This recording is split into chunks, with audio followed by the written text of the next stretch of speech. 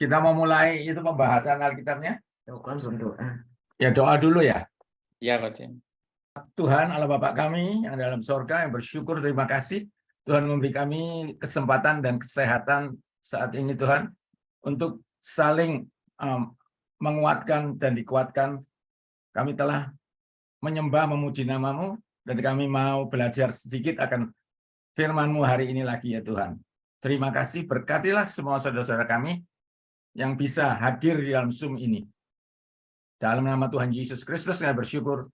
Amin. Amin. Oke, pembacaan kita hari ini diambil dari Yohanes 6, mulai ayat 40, 44, 43 juga itu. Ini very interesting subjek ya Tuhan. Ini Yesus ngomong perkara bagaimana dia ngomongnya ini. Oke, saya bacakan lah ya, saya bacakan. Itu Tuhan sendiri bilang, jangan kamu bersungut-sungut.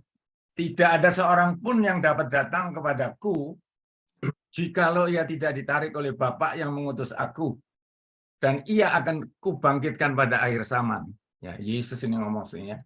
Ada tertulis dalam kitab nabi-nabi dan mereka semua akan diajar oleh Allah. Dan setiap orang yang telah mendengar dan menerima pengajaran dari Bapa datang kepadaku. Hal itu tidak berarti bahwa ada orang yang telah melihat Bapa. Hanya dia yang datang dari Allah. Dialah yang telah melihat Bapa. Jadi kita semua tidak akan bisa melihat Bapa. Ini Tuhan Yesus sendiri yang bilang ya. Kita tahu juga waktu Musa itu. Tidak ada orang yang bisa melihat wajah Bapa. Hanya dialah yang datang dari Allah. Itu adalah Yesus sendiri. Dialah yang telah melihat Bapa. Aku berkata kepadamu, sesungguhnya barang siapa yang percaya, ia mempunyai hidup yang kekal. Akulah roti hidup. Nenek moyangmu telah makan mana di padang gurun dan mereka telah mati. Tetapi inilah roti yang turun dari sorga, yaitu Yesus sendiri ini ya. Barang siapa makan daripadanya, ia tidak akan mati. Akulah roti hidup yang telah turun dari sorga. Jikalau seorang makan dari roti ini, ia akan hidup selama-lamanya. Dan roti yang kuberikan itu ialah dagingku yang akan kuberikan untuk hidup dunia. Jadi ini seperti kita saat ini, orang-orang Yahudi juga bertengkar antara sesama mereka dan berkata, bagaimana ia ini dapat memberikan dagingnya kepada kita untuk dimakan? Nah, kita juga ya sekarang saat ini, kalau kita tadi membaca itu kan juga memikirkan seperti itu. Tetapi maka Yesus datang, kata Yesus pada mereka, Aku berkata kepadamu, sesungguhnya jikalau kamu tidak makan daging anak manusia dan minum darahnya, kamu tidak mempunyai hidup di dalam dirimu. It's very not easy to understand this, right? Barang siapa makan dagingku, ini lagi, dan minum darahku, yang mempunyai hidup yang kekal, dan aku akan membangkitkan dia pada akhir zaman. So, bagaimana aplikasinya untuk kita semua zaman modern ini? Sebab dagingku adalah benar-benar makanan, dan darahku adalah benar-benar minuman. Barang siapa makan dagingku dan minum darahku, ia tinggal di dalam aku, dan aku di dalam dia. Sama seperti Bapa yang telah hidup mengutus aku, dan aku hidup oleh Bapa. Demikian juga barang siapa yang makan aku, barang siapa yang memakan aku akan hidup oleh aku. Interesting sekali. Inilah roti yang telah turun dari surga. Bukan roti seperti yang dimakan nenek moyangmu, orang Israel zaman itu. Dan mereka juga telah mati. Tetapi barang siapa makan roti ini, ia akan hidup selama-lamanya. Amin. Itu Tuhan Yesus mengajar mereka di Kapernaum. Kami bersyukur kami bisa membaca dan mengerti akan firman ini, walaupun harus hati-hati apa artinya kita makan dan minum tubuh dan darah Kristus itu. Sama-sama ngasih input ya, tapi bagi saya, kalau saya boleh katakan itulah, kalau kita makan dan minum darah Kristus itu bagaikan kita Kita harus mempelajari firman Tuhan, makan daging. Makanan kita adalah firman Tuhan yang harus kita pelajari setiap hari. Makanan kita itu adalah juga satu penyembahan, doa penyembahan kita kepada Tuhan. Sebagai setiap hari kita bisa berdoa, menyembah Tuhan. Makanan kita bersekutu dengan Tuhan. Dan ketiga adalah biar kuasa Roh Kudus senantiasa memimpin kehidupan kita. Jadi kuasa Roh Kudus. Dan sekarang yang ada bersama kita adalah Roh Kudus. Bukan Tuhan. Tuhan Yesus sekarang adalah duduk di sebelah kanan Allah Bapa, right? Tapi Roh Kudus yang menguatkan kita. Dan kalau kita bersekutu dengan Roh Kudus setiap saat, seperti nyanyian itu mengatakan, day and night, night and day, let incense arise. Jadi biarkanlah setiap saat, siang malam, malam sampai siang kembali, adalah penyembahan kita kepada Tuhan. Tidak mudah dimengerti tadi. Kalau engkau makan dagingku dan engkau minum darahku, engkau akan mendapat kehidupan yang kekal.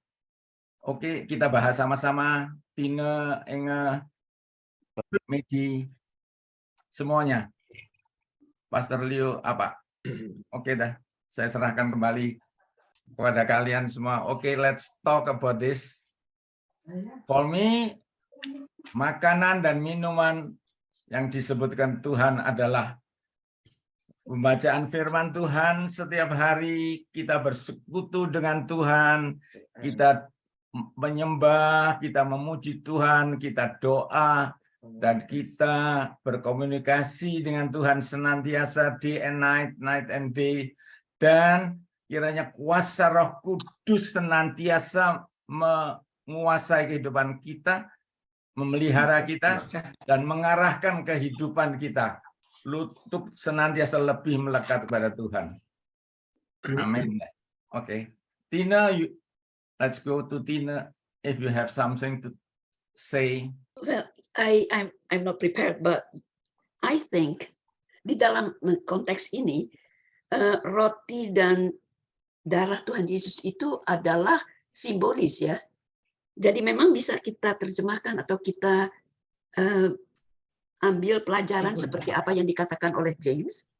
Tetapi sebenarnya yang Tuhan mau berikan itu is not the learning, but the essence of faith.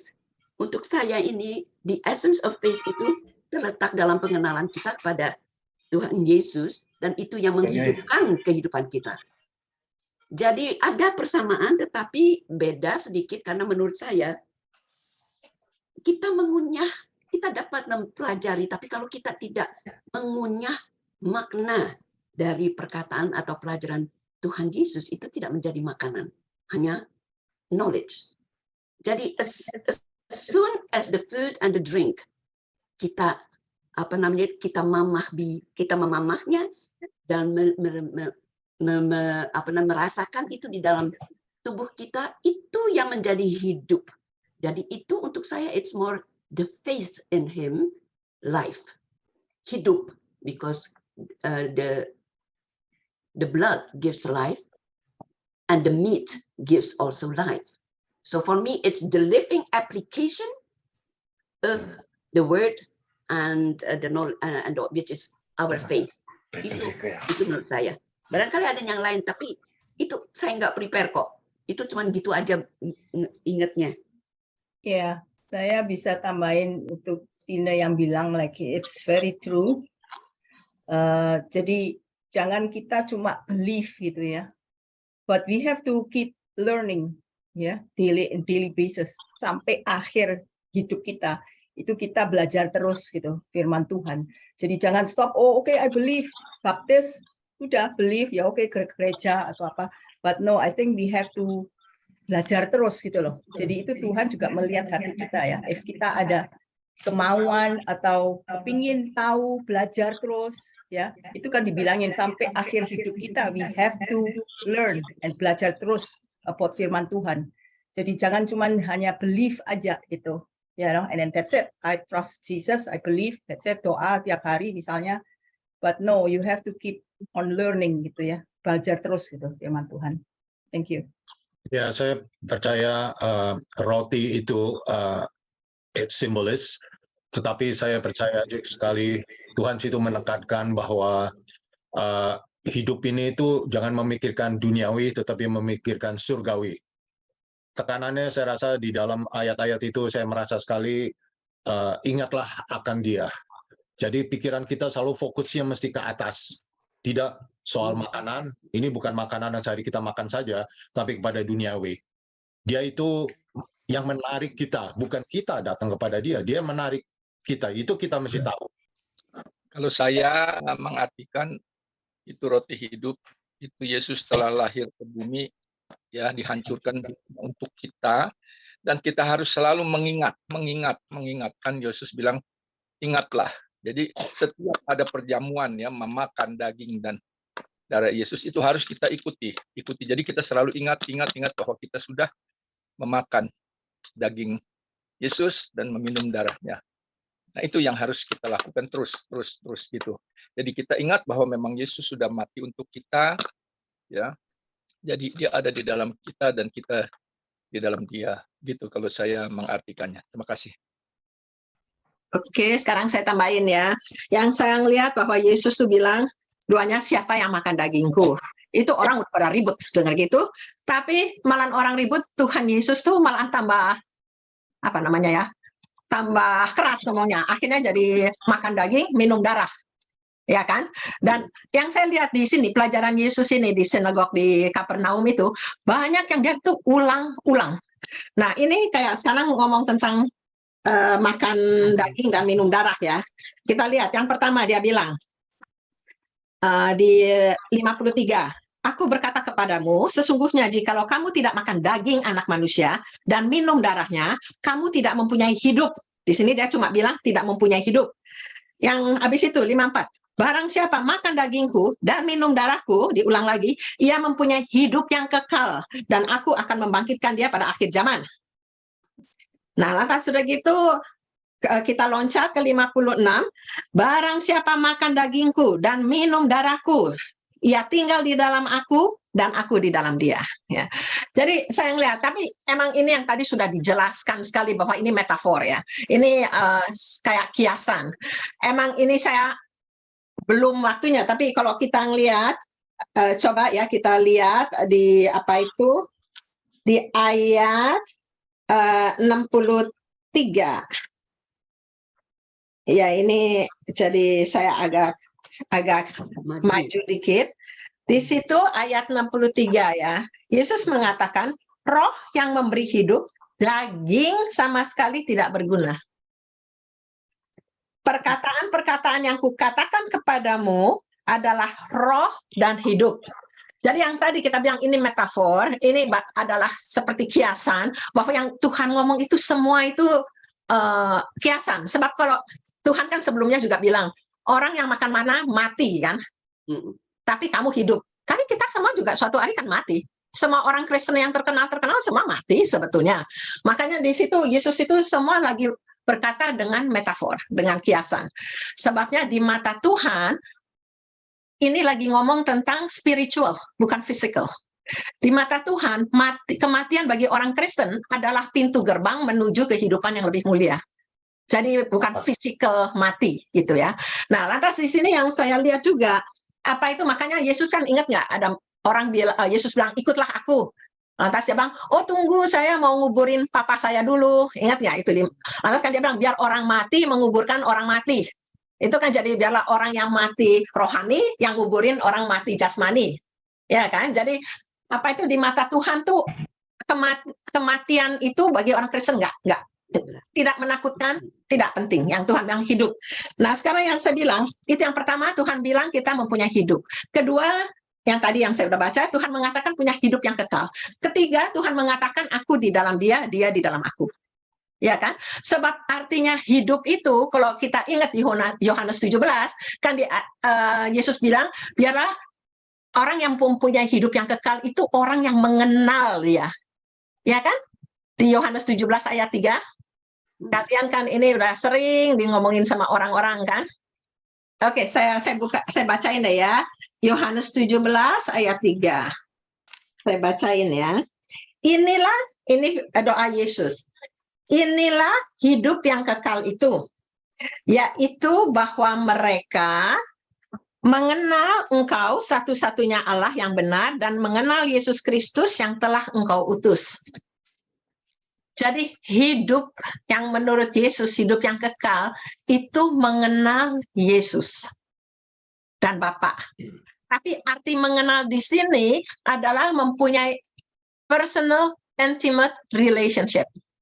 Yang saya pernah lihat, dengar orang sama ngomong, kalau ngomong di sini Inggrisnya kan apa itu, we know him. Nah, waktu cerita di Genesis, kalau bahasa Inggrisnya saya nggak tahu Ibraninya, tapi yang pasti waktu Adam mengenal Hawa, maka melahirkan anak. Jadi ini intimate personal relationship. Nah, Tuhan di dalam kita, kita di dalam Tuhan. Jadi itu satu daging. Itu satu daging itu adalah persekutuan antara suami istri. Ya kan? Makanya di Genesis dibilang mereka telanjang dan menjadi satu.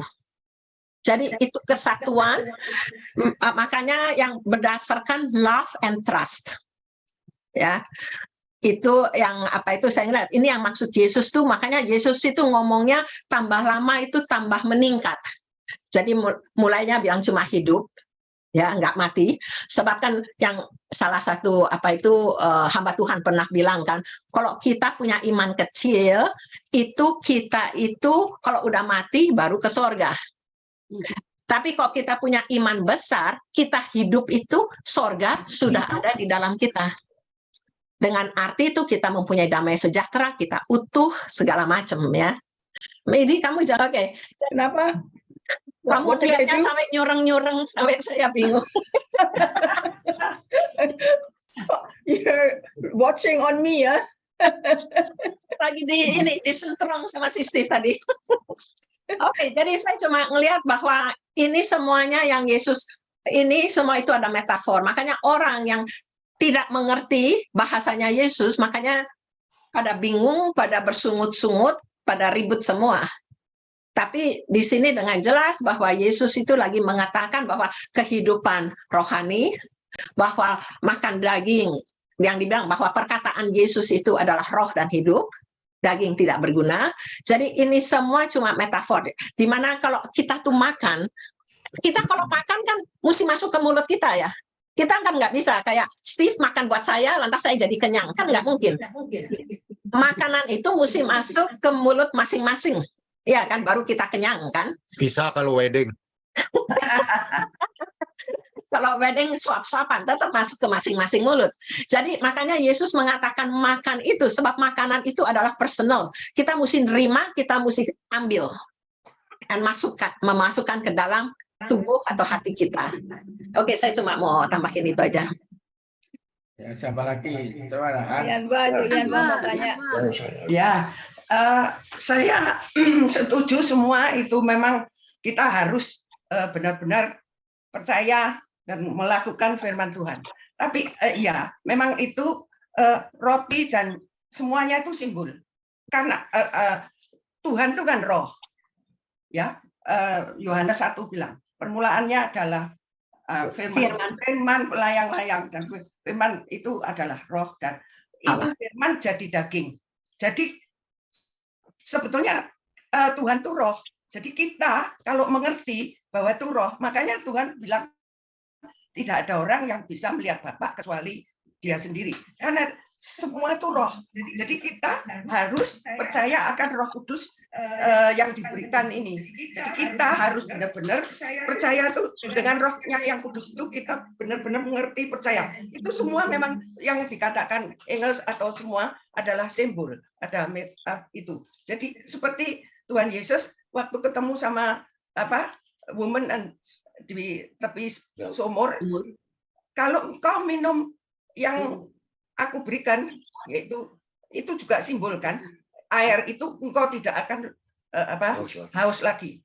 Hidup. Jadi semua itu, lah simbolnya Roh Kudus itu ya air, ya angin, ya apa, semua itu simbol. Jadi semua itu makanya kita hidup yang kekal nih bersama dengan Tuhan itu ya roh. Nanti bukan dagingnya kita, tapi roh kita bersama Yesus di surga nanti. Jadi sudah gitu.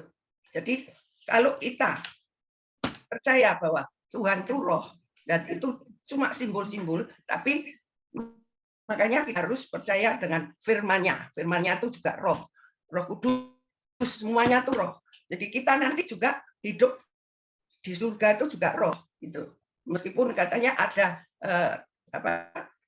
glorified body, tapi kita tidak ngerti. Yang penting adalah roh. Kalau kita benar-benar menjalankan hidup melalui firman-Nya dan melakukan berdasarkan Roh Kudus, apa yang Roh Kudus bilang, kita harus dan Roh Kudus itu harus disesuaikan dengan firman, bukan cuma ngomong saja. Itu yang dimaksud dengan sungguh-sungguh ikut Yesus itu, gitu loh. Bukan kedagingan kita, karena semua itu sia-sia. Karena daging akan mati, semua orang mati, hanya roh kita yang hidup. Segitu aja tambahan.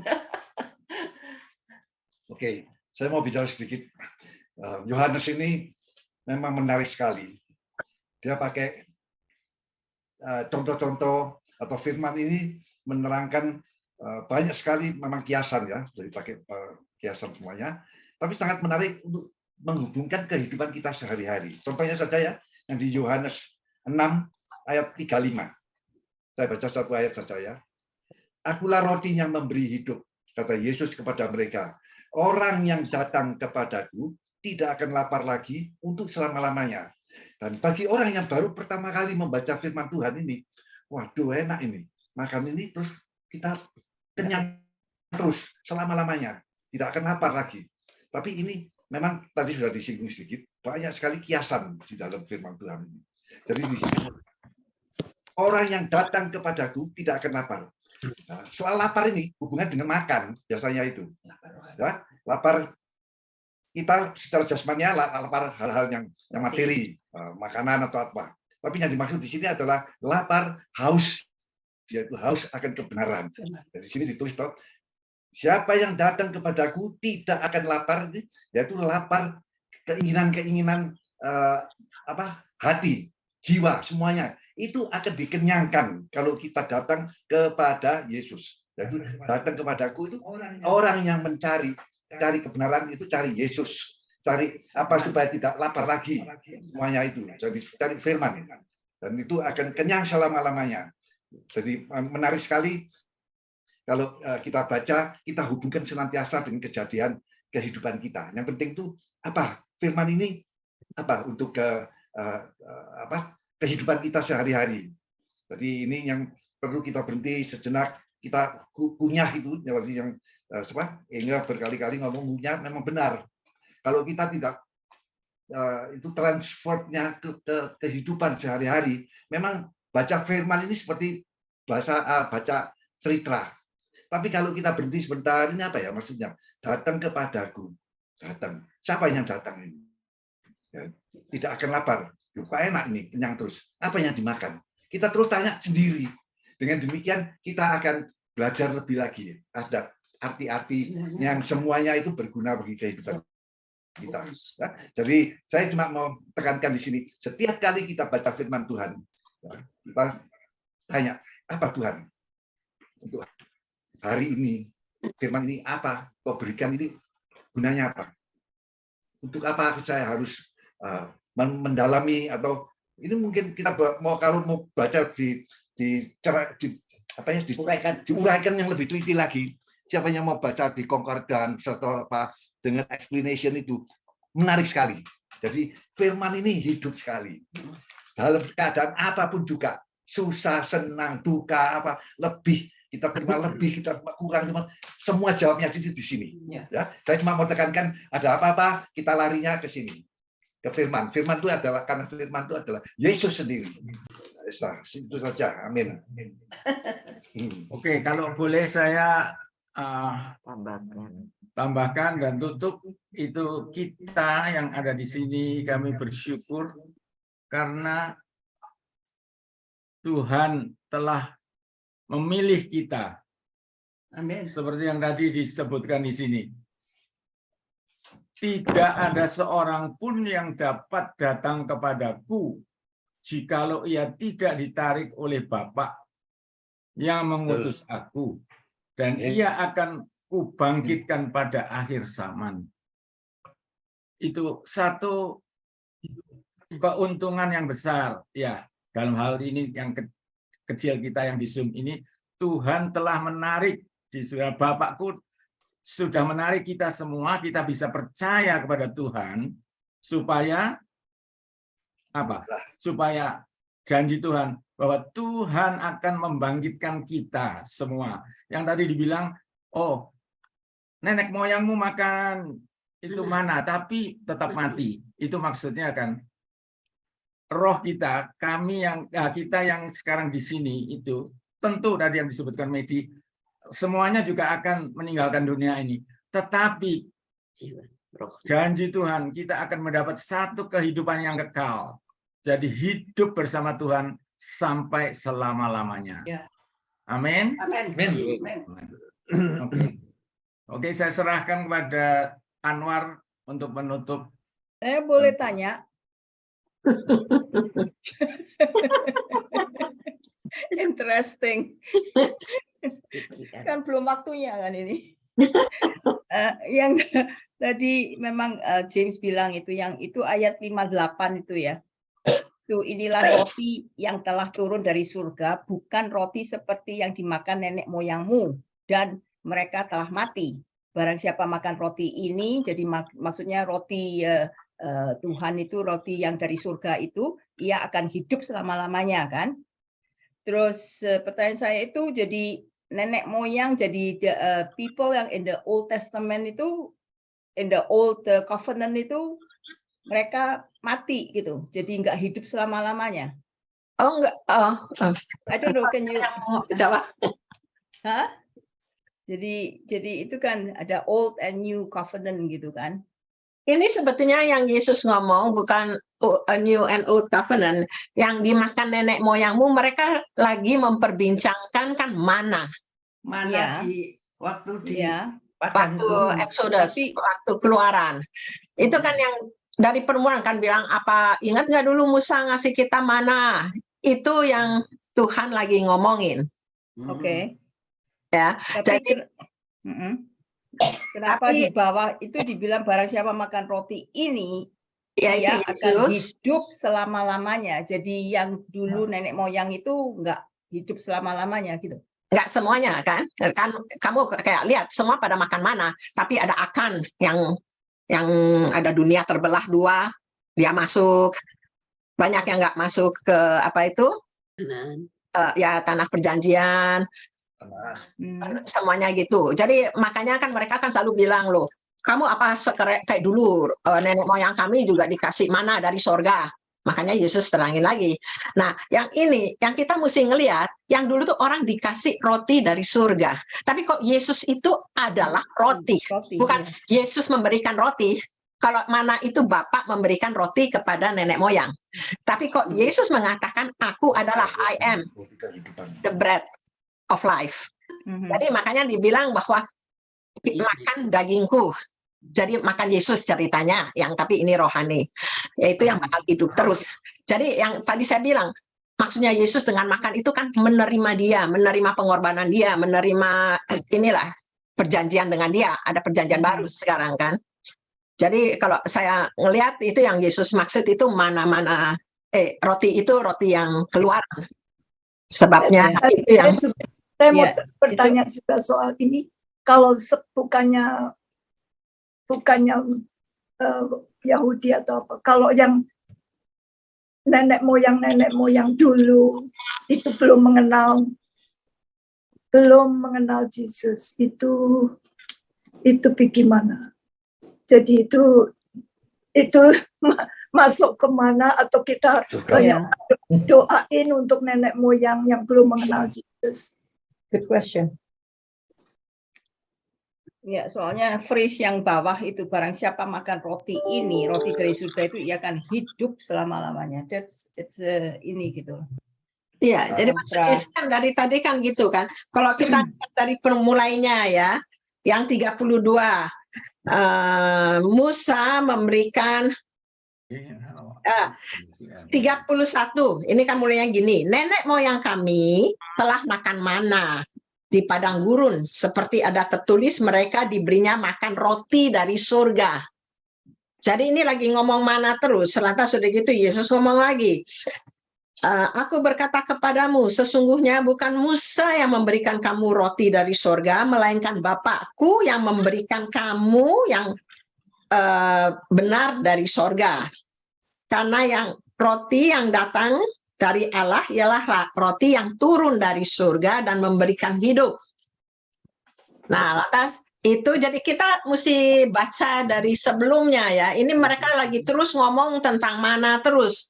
Makanya lantas Yesus bilang, tapi kalau dia bukan roti yang diberikan Bapa, tapi dia adalah roti.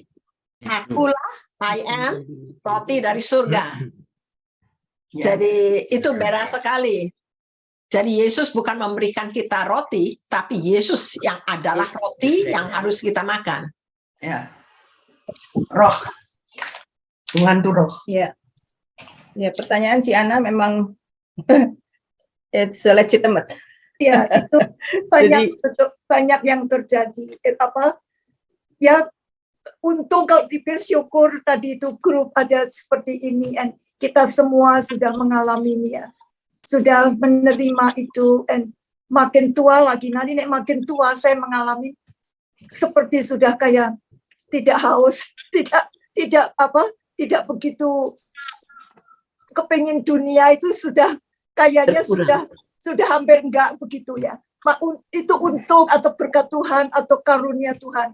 Makin tua itu sudah dipikir dulu kepinginnya macam-macam, makin tua itu makin enggak gitu. Jadi itu karunia. Makin tua itu makin apa ya? Kayak kalau dibilang itu bilang suci atau apa ya, mungkin lebih wise, lebih itu daripada misi kecil, misi bertumbuh ya. Itu jadi lain juga begitu. Jadi zamannya cuma kalau unlucky atau tidak ada karunia, saya takut kalau zaman tidak ada karunia. Itu yang terus terang yang mengkhawatirkan. Itu sebab itu orang pada makin kerja keras untuk jangan sampai kalah.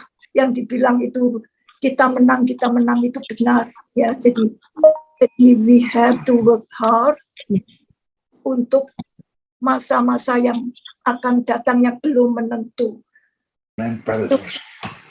Yang kita sudah pernah karunia itu mengucap syukur betul ya.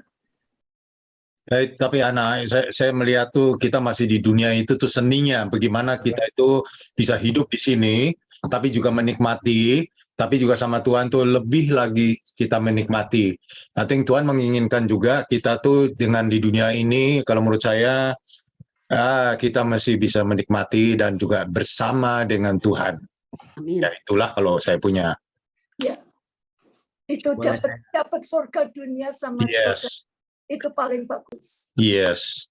Sekarang tadi pertanyaan Ana, saya lagi nyari-nyari, mungkin ini ya bisa nolong Pastor Lius, Somi, ada kan?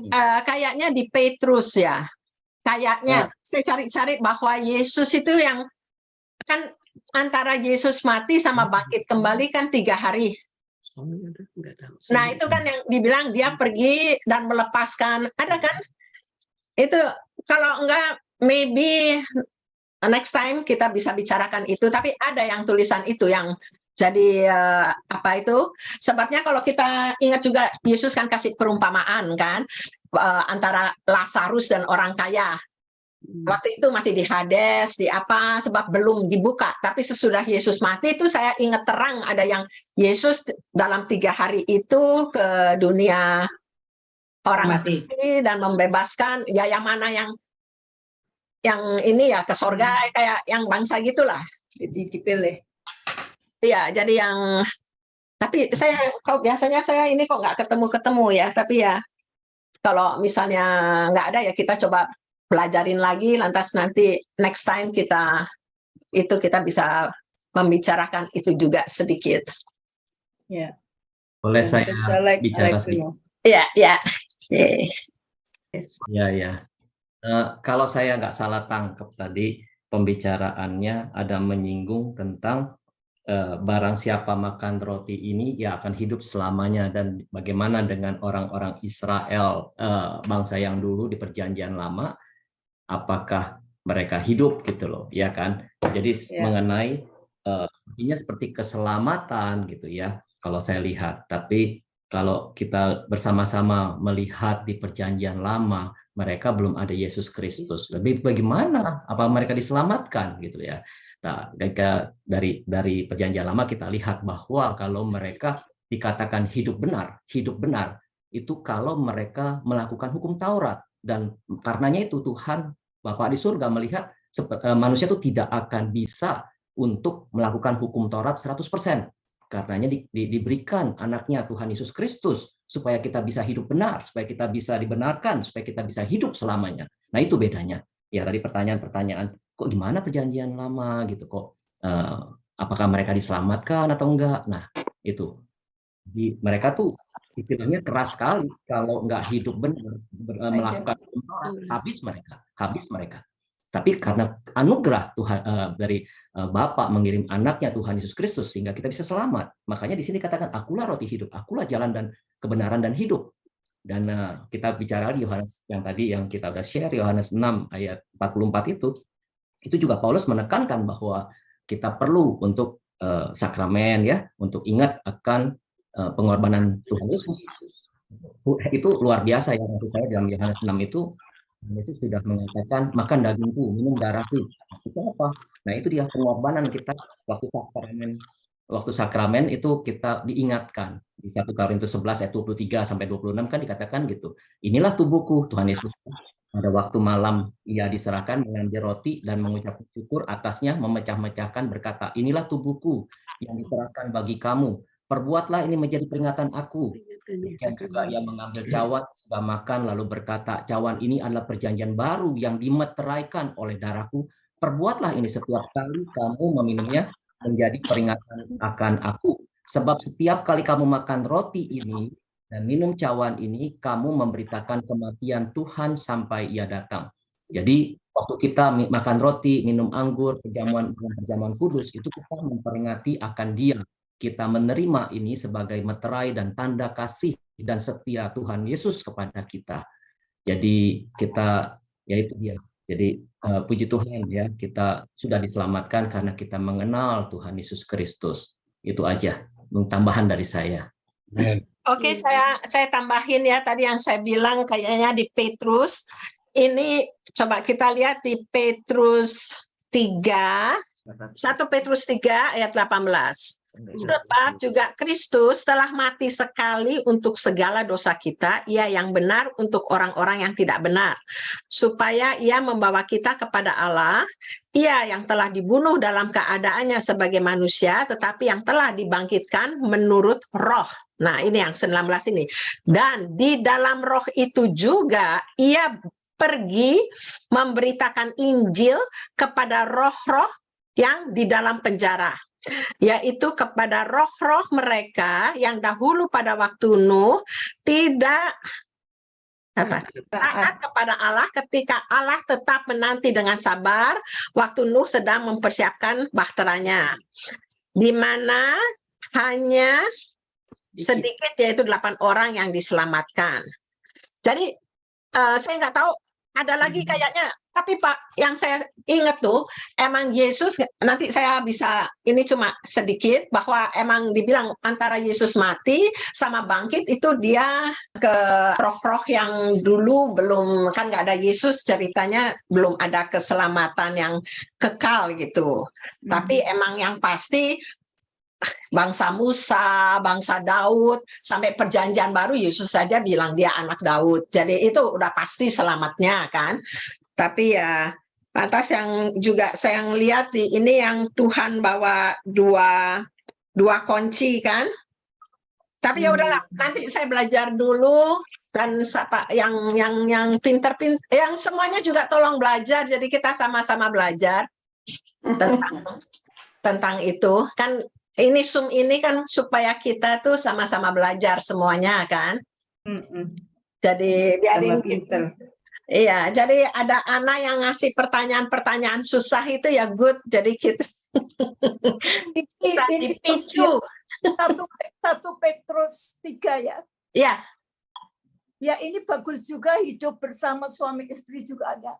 Iya, iya, bagus sekali. Emang banyak yang firman banyak yang bagus kok. Iya. Ada satu hal yang tidak dibicarakan hari ini adalah pengertian mengenai Eucharist yang dianut oleh Katolik dan Anglikan. Pastornya sudah. Yaitu bahwa pada waktu perjamuan kudus, roti itu betul-betul badan Kristus. Dan minum itu adalah betul-betul darah Kristus. Dan mereka yang tidak percaya hal itu, seakan-akan tidak dianggap, tidak diundang untuk ikut perjamuan kudus. Itu dalam kenyataannya.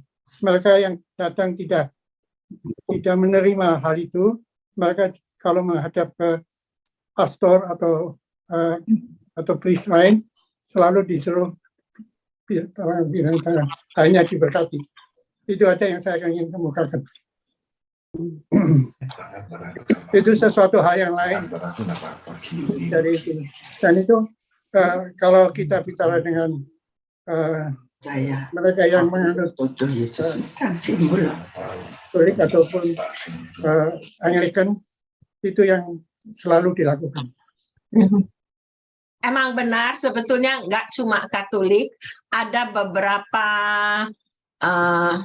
Kristen yang, kan Kristen banyak denomination, ada juga yang percaya itu. Makanya waktu dulu saya tuh selalu, kalau denger gitu tuh kuping saya selalu terbuka, sebabnya kalau jawaban saya, ini yang Yesus yang ngomong tadi itu, yang dia bilang lagi, roh yang memberi hidup, daging sama sekali tidak berguna. Dan perkataan-perkataan yaitu Yesus kan adalah firman Tuhan kan di Yohanes 1:1. Jadi Yesus itu yang adalah firman tetapi adalah roti hidup. Jadi ini semua ini Yesus ini. Tapi kan Yesus bilang perkataan-perkataanku adalah roh dan hidup. Di sini saya melihat, makanya saya percaya sekali itu metafor, tapi kita emang menerima sebab Yesus kan juga bilang kan, perbuatlah ini untuk mengingat aku. Untuk saya itu waktu Yesus bilang daging sama sekali tidak berguna, tetapi perkataanku yaitu Yesus sendiri adalah roh dan hidup. Ya saya juga mau nambahkan, jadi sebagai remind tuh hanya untuk remembrance, as a remembrance. Tapi juga di ayat yang lain Korintus itu ya, itu ada kalau tidak percaya malah ada bilang bisa meninggal, bisa mati. Kalau ya. Ada juga di tempat lain ada yang begitu. Iya. Tapi kalau saya lihat yang di Korintus itu lebih ditekankan yang tidak, yang menerima dengan tidak layak atau apa ya? Ya. Jadi kita tetap menghormati sebab Yesus yang mengatakan itu. Tentang itu makanya ada yang bilang kita sometimes dalam semua firman Tuhan itu kita mesti tahu mana yang spiritual dan mana yang benar-benar fisikal. Sebab waktu Yesus bilang aku roti hidup, dia kan manusia kan, waktu di dunia kan nggak roti, and away loh yang kayak gitu. Jadi emang ini masing-masing saya nggak sampai terlalu keras, tapi emang saya cuma melihat waktu saya bilang kok Yesus di bawahnya ngomong gitu lagi, dan emang dalam firman Tuhan itu ada yang kita mesti artikan spiritual, kayak dibilangin suami istri satu daging. Steve mau pergi ke ke Pasar Baru, saya mau pergi kemana kan nggak benar-benar satu yang selalu bersatu, tapi itu kan dalam roh kita bersatu kan. Ya gitulah kira-kira. Tapi emang benar nggak cuma Katolik aja, tapi saya tahu ada beberapa denominasi yang juga bilang begitu. Ini tambah lama pertanyaannya tambah susah, jadi kayaknya kelar aja dulu. Gara-gara Kim Kwan. Tapi baguslah, sebabnya jadi kita tuh apa itu kok baca firman itu jadi nggak cuma jadi trigger ya, memicu kita buat mikir ini, mikir itu. Jadi Saya bilang jangan terlalu banyak mikir. Ini dulu aja mau dibaptis tuh mikirnya banyak. Saya bilang otak kamu membuat kamu yang tidak mau menjadi dibaptis. Saya dibaptis. Dia tiap kali bilang, saya bilang di sini punya otak ini loh. Ada orang yang sudah tidak punya otak. enggak, makanya kita punya otak kanan, otak kiri. Makanya yang dibilang baca firman Tuhan itu lebih dengan otak kanan. Kalau sama otak kiri yang logik gitu kadang-kadang susah. Nggak ada habisnya, percaya saya. Kalau itu dipikir nggak ada habisnya. Oke, jadi semuanya dikasih, semua loh ya, bukan cuma saya nih, semua dikasih homework pertanyaan Ana tentang bagaimana orang yang udah mati sebelum Yesus disalib. Iya, itu seringnya banyak bilang, seorang pada susah sekarang, itu whoever, itu bagaimana? Tapi emang sebetulnya kita balik lagi ke dasar di Roma 1 kan dibilang sebetulnya adanya Allah itu Tuhan sudah memberitahu dari ciptaan dan dari hati nurani. Makanya tidak ada orang yang bisa kayak ngelengser gitu loh. Oh ya saya nggak ada Yesus jadi saya Tuhan nggak pernah. Kan sering kan kalau ada orang lagi ngomongin tentang firman Tuhan, mau terima Tuhan enggak, loh gimana sama orang Dayak, orang Papua yang tidak pernah mendengar Tuhan, itu kan sering sekali orang kasih alasan-alasan banyak. Tapi sebenarnya Tuhan bilang udah, sebetulnya hati nurani kita, sama kita ngelihat alam semesta, ciptaan Tuhan, kita tuh nggak bisa, Tidak. ngertilah kalian, whatever. Tuhan itu adil, kita tahu Tuhan itu kasih, Tuhan itu adil. Jadi ya udahlah kita kasih ke Tuhan, kita nggak usah terlalu. Yang kita bertanggung jawab itu dengan kita dan kesempatannya Tuhan berikan kepada kita. Nggak usah terlalu mikir, nanti jadi gila kalau terlalu mikir. Enggak lah, Tuhan nggak bakal kasih ke. Iya, semuanya ada di firman, semuanya ada di firman. Tinggal kita bacanya ngotot enggak. Ternyata itu challenging kalau kita ada pertanyaan, mikir itu challenging. Kita mau tahu lebih. Betul. Yang penting itu kita mesti yang baik. Yang dipikirnya ini menghadapi ini itu concentrate ini itu bisa. Bertanya silakan ya kan, tapi jangan terlalu mikir terus-terusan mikir ya nggak bisa tidur akhirnya gila. Biar nggak Alzheimer juga jadi mikir. Semuanya betul. Yang satu saya mau ingatkan. Tuhan bilang apa? Percayalah seperti anak kecil. Jadi apa yang difirmankan Tuhan itu, apa yang dikatakan, semuanya percayalah. Jangan terlalu dipikir. Karena anak kecil tidak mikir. Hanya terima saja. Hanya mau 100% percaya sama bapaknya di dunia maupun bapaknya yang di surga. Dan Tuhan bilang, tanpa iman engkau tidak berkenan kepadaku. Jadi iman harus dilakukan, yaitu iman tentang firman Tuhan dan firman semua itu. Dan firman itu adalah roh yang menjadi daging, yaitu Yesus. Jadi roh itu yang penting. Ya, semua firman juga roh. Gitu loh. Jadi kita itulah yang memberi kita keselamatan. Jadi tidak perlu dipikir memang betul yang seperti anak kecil saja. Anak kecil umur berapa, Pak? Hah? Anak kecil yang umur berapa? Masih ada nggak nih? Makin tua, makin seperti anak kecil, seperti saya. Iya. Tapi di dalam firman selalu ada waspada. Dewasa. Apakah benar? You have to discerning the spirit, right? Di sini banyak. Jadi jangan ya gitu saja semua dituruti, tidak. Ya, itu harus susah. berdasarkan ini. Susah. Ini penting. Makanya baca firman adalah penting. Tidak bisa dibujuki oleh pastor atau siapapun saja orang yang memimpin gereja. Harus juga disesuaikan dengan ini. Itu loh. Ya, yang Boleh penting mikir, tapi harus ini. make a choice itu susah. Itu yang saya bilang. Make a choice itu yang susah. Orang yang mikir itu make a choice. Itu yang sulit untuk make a choice.